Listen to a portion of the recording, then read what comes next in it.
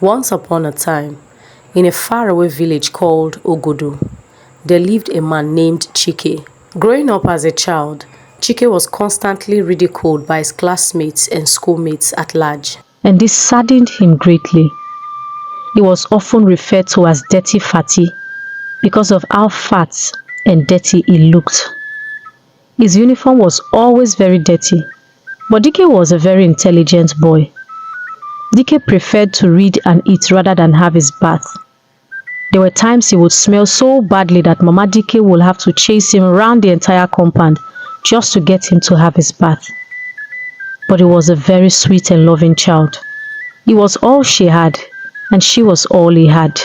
He had no friends, as the villagers often called him Dirty Fatty. As the years passed, Dike became a man, and at the age of 27, his desire for a friend became more intense. Dike wanted a girlfriend, but all the maidens in the village laughed at him and called him all manner of names. Some would say, "This fat fool wants to marry me.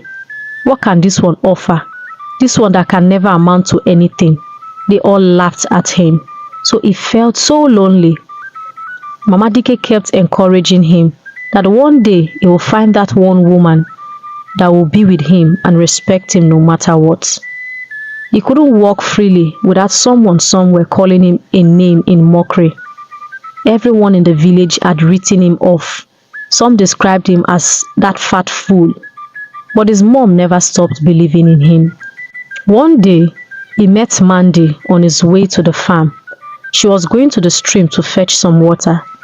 She smiled at him and waved. Dike was surprised. He wanted to be sure he was the one, and so he waved back at her and smiled. And she waved right back at him and smiled too. He was very excited. For the first time, a maiden in Ogudu, not just a maiden, but a very beautiful one, smiling at him. No insults, no names. He was very surprised and happy at the same time. That day was a good day for Dike. Dike did all the works on the farm with joy and so much excitement. When he got home, he told his mom what had happened. Seeing him that excited made his mom very happy. "I told you, all the maidens in the village cannot be the same. There must be some who are respectful and gentle." Mandy was indeed very respectful and gentle. She had heard about Dike. Her friends often gossiped about him, but each time she rebuked them for the cruel words they used on him. And they often teased her, "Oh yeah, go and marry him now, Sister Mary." But she had never met him in person until that day. After 1 month, their paths crossed again while returning from the farm.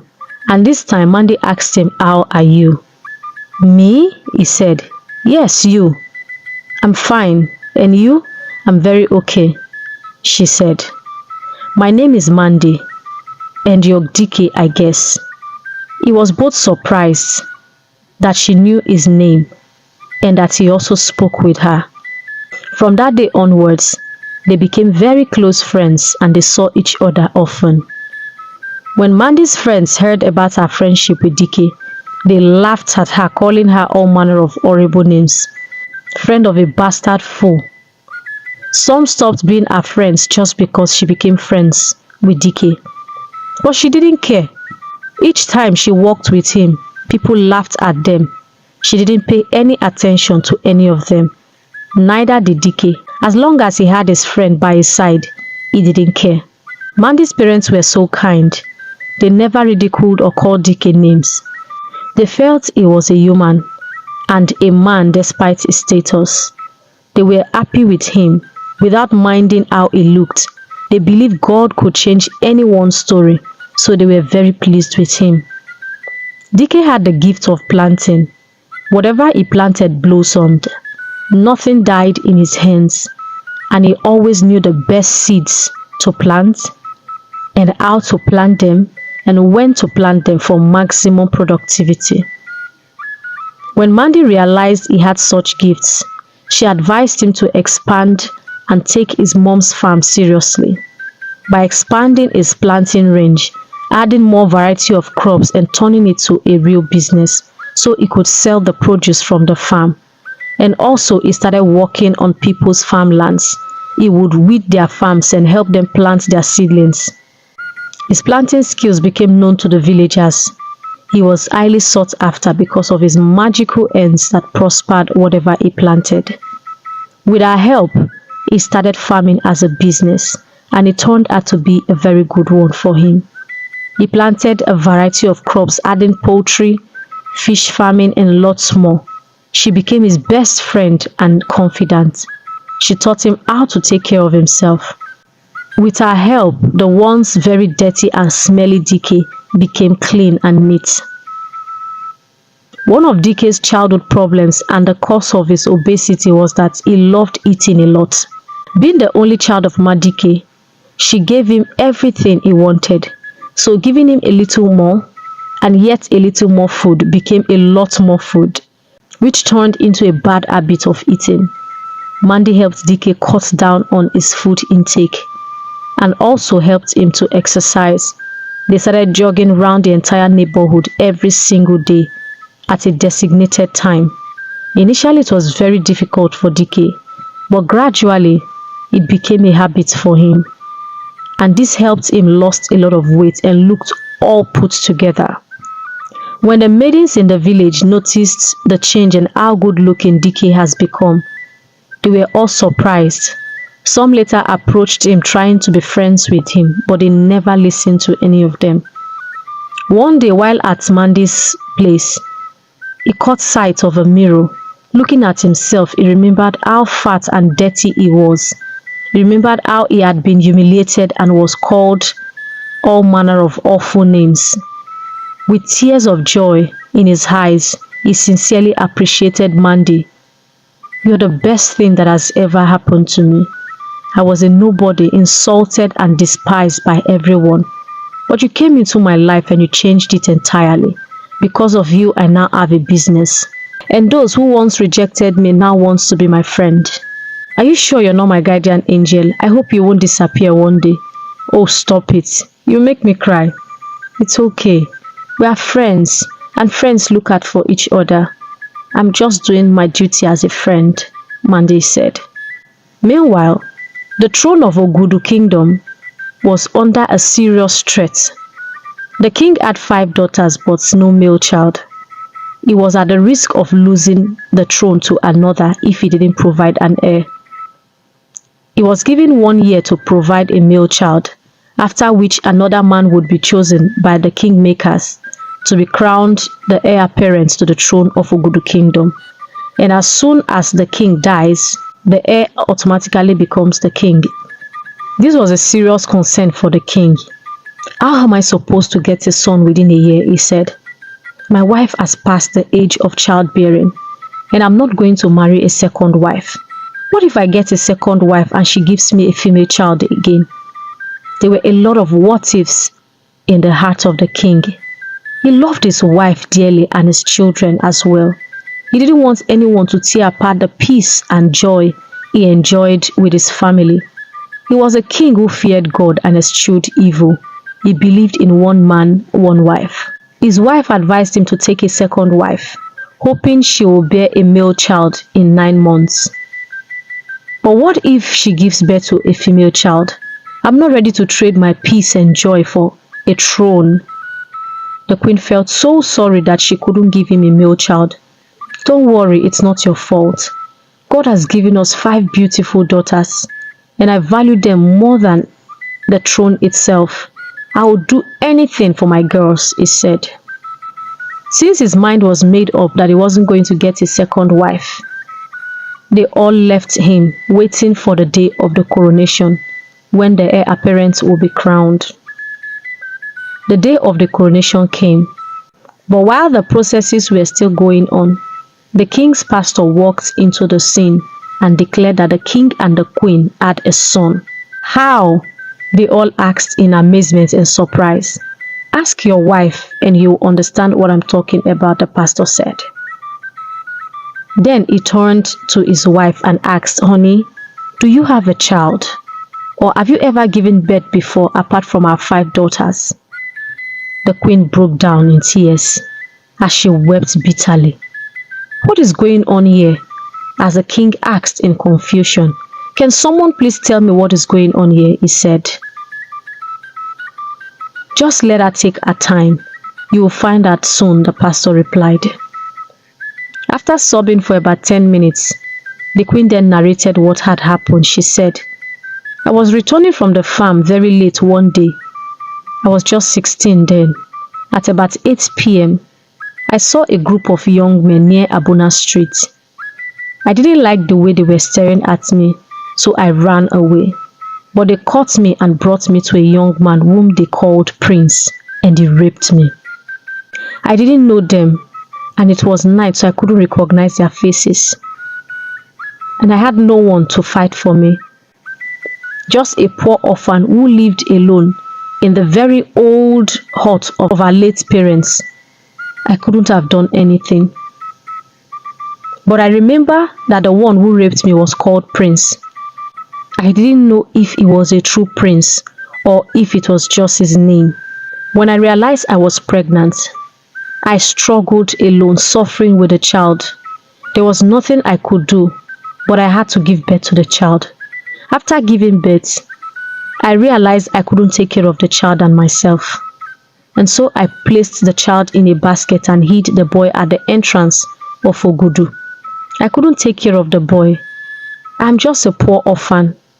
I couldn't feed fine, so an addiction was a headache for me at that time. So I prayed that someone who can take care of him would pick him up. Immediately the king started crying. "What is the matter, my king?" the chiefs asked. And the queen stopped crying as she was surprised at the sudden outburst of tears from the king. Then the king confessed that it was that prince who raped her. She ran out of the place, but the pastor told him to stay, so he went after her himself. He explained to her, letting her understand that he was just a boy who had bad company and was influenced wrongly. But he is now a born again and a better man, and you can testify to that. He is a changed person. He even refused to take a second wife because of you. He was willing to lose his throne for your sake. So please, for God's sake, forgive him and let him go." The king, after crying out, took a deep breath, went out to look for his wife. As soon as she saw him, it was as though all the pain she went through was just standing right in front of her. The pastor kept begging, "I understand your pain. A pregnant teenager who's also an orphan. It must have been very difficult for you." "Yes, it was. It was very difficult for me. I know and I understand. But please, for the sake of God, just let it go." After an hour of reminiscing both the bad experience and the good times, she realized that he had loved her unconditionally. She remembered how he was willing to let go of his throne for her, how he has been the best husband in the world to her. She could testify that the man she married is a different person from the young man who raped her. "He has made a lot of sacrifices for me," she thought to herself. She said, "Everything worked for our good. God knew the end from the beginning, and so he turned my shame around for my glory. This day the throne of Ogudu has been saved. Who am I not to forgive?" So she hugged her husband. They both wept profusely. "I have forgiven you," she said. "I'm so sorry. I have carried this burden in my heart all these years, wishing I'd meet the person someday and apologize. I never knew it was my own wife. I'm so sorry, my love. I was just under the influence of a bad company. I was just a young boy who felt that was the best way to life. It's okay, I've forgiven you," the queen said. When they got back inside, the pastor declared that the king's son lived in Ogudu kingdom with a widow. They call her Mama Dike. That's the name she gave him, Dike. So they all moved. The villagers, the village elders, the kingmakers, the king and the queen and the pastor, escorted by some guards. They arrived at Mama Dike's house. They saw him approaching the house carrying firewood. As soon as the queen saw him, she knew it was her son. She felt this strange connection. Then the pastor said, "This is your son." Dike, wondering what was happening, greeted them and went inside to meet his mother. "Mama, the king, the queen, and some elders are outside waiting for you." "Me? What for? I hope you didn't do anything wrong. Did you have a fight with anybody?" "Mba now. Mama, you know I'm not like that." Mama Dike stood at the door, greeted them, and asked them to come in. So the king, the queen, the pastor, and a few elders went in while others stood outside. The pastor narrated the entire story to Mama Dike, and she bursted into tears. "Mama, what are they talking about, and why are you crying? Are you not my biological mother?" "I'm your son," Nadike said, crying. "My son, I'm not your biological mother." So Mama Dike explained to him how she picked him up. Mama Dike started lamenting, "Please don't take my son away from me. He's all I've got." Dike and Mama Dike wept, fearing they would be separated from each other. The kingmaker said, "Your son Dike is the next king of Ogudu kingdom. He is a king's son, just like you've already been told. So we are taking him to the palace with us now.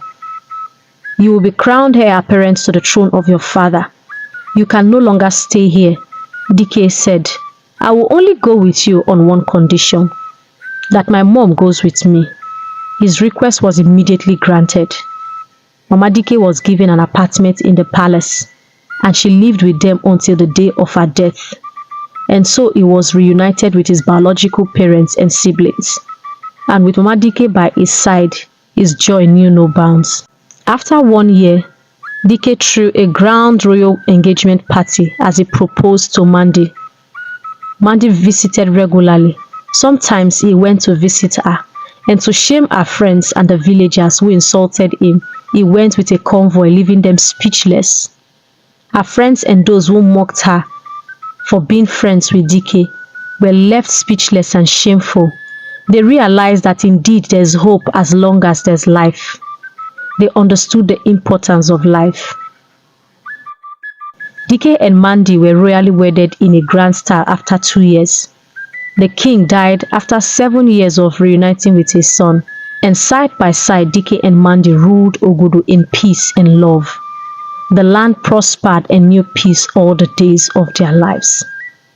Moral lessons. Don't look down on anyone. As long as there's life, there's hope. The person you mock today can make you tomorrow. It is not over until God says it is over. It doesn't matter what you're going through. God has an expected end planned out for you. And until that beautiful end manifests, God will not rest. David was written off by his own family. When the sons of Jesse were called, he wasn't part of them. He was only remembered because none of the ones who were considered as sons were qualified. But the one that has been written off and tagged a shepherd boy, that same boy became one of the greatest kings ever. In Ecclesiastes 9 verse 4, the Bible says, "But he who is joined with the living has hope, for a living dog is better than a dead lion." There's hope as long as there's life. Don't look down on anyone. We don't always get what we want, but we can make what we have to become what we want. What you have is good enough. It just needs a little push. Everyone rejected Dike, but Mandi took it upon herself, and she turned what she had into what she wanted. What you have is good enough. It just needs a little push. Thanks for watching. I hope you enjoyed watching as much as I enjoyed creating it. Like, share, and comment on the lessons you learned. God bless you. I will see you in my next video. Bye-bye.